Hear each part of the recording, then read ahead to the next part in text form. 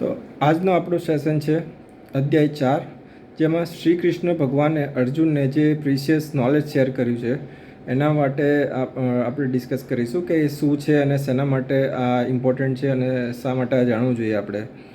તો એના પહેલાં આપણે એક ક્વિક રિકેપ લઈ લઈએ કે આ ચોથા અધ્યાય પહેલાંના 3 અધ્યાયમાં શું થયું છે અને આ ચોથો અધ્યાય કેમ જાણવો જરૂરી છે. તો પહેલા અધ્યાયમાં આપણે જોયું કે જ્યારે અર્જુનને ઘણી બધા ડાઉટ્સ અને ક્વેરી હોય છે યુદ્ધભૂમિ પર જઈને અને નિરીક્ષણ કરવું હોય છે કેવી યુદ્ધભૂમિ કેવી હોય અને બંને બાજુથી કેવું દેખાય છે. અને પછી બીજા અધ્યાયમાં આપણે જોયું કે ડિમોટિવેટ થઈ જાય છે અને પછી ત્યાંથી શ્રી કૃષ્ણ ભગવાન એને મોટિવેશન આપવાનું સ્ટાર્ટ કરે છે અને પછી આત્મા શું છે એના વિશે આપણે ડિટેલમાં વાત કરી. થર્ડ સેશનમાં આપણે વાત કરી કે કર્મ શું છે, કેવા કર્મો કરવા જોઈએ અને કોઈનું હિત ના વિચારવું જોઈએ, એ બાબતે આપણે ઘણું ડિસ્કસ કરી ચૂક્યા છે. હવે આપણે સ્ટાર્ટ કરીશું અધ્યાય 4, જે છે જ્ઞાન કર્મ સંન્યાસી યોગ. તો આમાં શા માટે આ ઇમ્પોર્ટન્ટ છે આ જ્ઞાન જાણવું દરેક લોકોએ, કે ઘણા યુગો પહેલાં ભગવાન શ્રી કૃષ્ણે આ જ્ઞાન સૂર્ય ભગવાનને શેર કર્યું હતું. સૂર્ય ભગવાને એમના શિષ્ય મનુને શેર કર્યું હતું અને જ્યારે ગુરુદેવ બન્યા ત્યારે મનુએ એમના શિષ્યોને શેર કરી અને આ રીતે કન્ટિન્યુઅસ ગુરુ શિષ્યની થ્રુ આ નોલેજ જે છે એ પૃથ્વીલોક ઉપર પ્રસર્યું અને જેના કારણે બધાને આ નોલેજનું જ્ઞાન છે કે શું છે આ. બરાબર. તો આ કેમ ઇમ્પોર્ટન્ટ છે આપણે જોયું કે why we should no this knowledge. But એટલે આનું બીજું શું છે કે કર્મમાં આપણે ઘણું બધું જોયું કે કર્મ શું છે, બટ આમાં આ અધ્યાયમાં આખી ડેફિનેશન અલગ છે.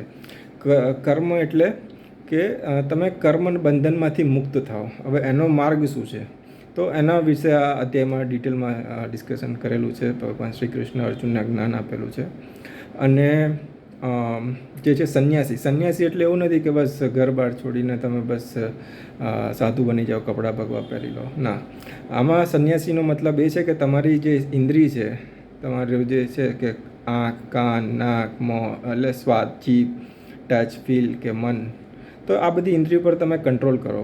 એટલે તમે જો આપણે કર્મ બંધનમાંથી મુક્ત થવું હોય તો તમારે સાથે ઇન્દ્રિયો પર કંટ્રોલ કરવો જોઈએ.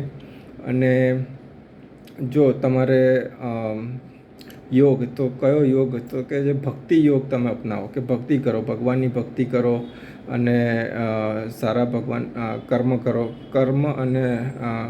તો જ તમે કર્મ બંધનમાંથી મુક્ત થઈ શકો છો. તો આ એક જે છે આપણે જે ડિસ્કસ કરીએ છીએ કે શું છે આ નોલેજ, તો આ નોલેજ જે ભગવાન શ્રી કૃષ્ણે શેર કર્યું એ છે કે કર્મ બંધનમાંથી મુક્ત કઈ રીતે થાઓ તમે. તો તેના માટે તમારે ભગવાનની ભક્તિ કરવી જોઈએ. પછી સેકન્ડ છે કે તમારે બધી ઇન્દ્રિયો પર કંટ્રોલ કરો અને જે મોહ માયા કહીએ છીએ આપણે કે મોહ માયાનો ત્યાગ કરો. એટલે આપણે એ જે ડેફિનેશન્સ છે આપણે કરંટ સિચ્યુએશનમાં અથવા કરંટ યુગમાં કઈ રીતે પોઝિટિવલી લેવી અને આપણું જીવન આ જ્ઞાન થ્રુ આપણે સુઘડ બનાવવું, એ આપણે આ અધ્યાયમાંથી જાણવા જેવું છે. હવે જ્યારે